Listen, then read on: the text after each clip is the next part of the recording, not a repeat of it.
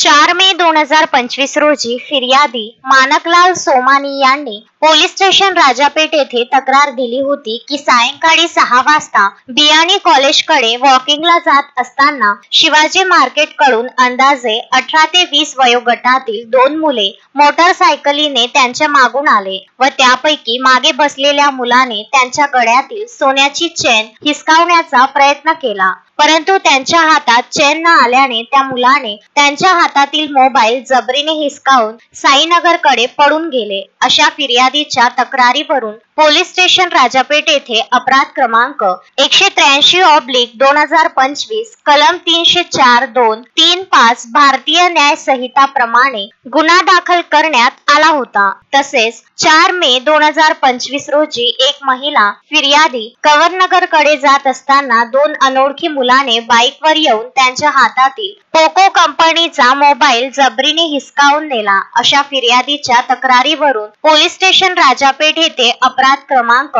184/2025 कलम 304(2)(3)(5) भारतीय न्यायदंड संहिता प्रमाणे गुन्हा दाखल झाला होता. दोन्ही गुन्ह्यांचा समांतर तपास गुन्हे शाखा युनिट क्रमांक 2 च्या पथकाकडून करीत असताना गुप्त बातमीदार नेमून तसेच गुन्ह्याचे तांत्रिक विश्लेषण करून गुन्ह्यातील आरोपी नामे केशव नारायणी वय 19 वर्ष राहणार मधुसूदन कॉलनी अमरावती, संजय खिच्ची वय 20 वर्ष राहणार दसरा मैदान मंदिरामागे अमरावती यांना ताब्यात घेतले. त्यांना बारकाईने व कसोशीने विचारपूस केली असता त्यांनी सदरचा गुन्हा केल्याची कबुली दिली. त्यांच्या ताब्यातून दोन्ही गुन्ह्यातील मोबाईल, पोको कंपनीचा अंदाजे किंमत 10,000 रुपये, रेडमी कंपनीचा मोबाईल अंदाजे किंमत 10,000 रुपये तसेच दोन्ही गुन्ह्यात वापरलेली MH27 DQ 9249 हिरो स्प्लेंडर कंपनीची मोटरसायकल अंदाजे किंमत 60,000 रुपये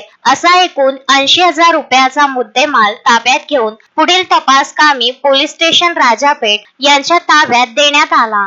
शोएब खान, विदर्भ न्यूज, अमरावती.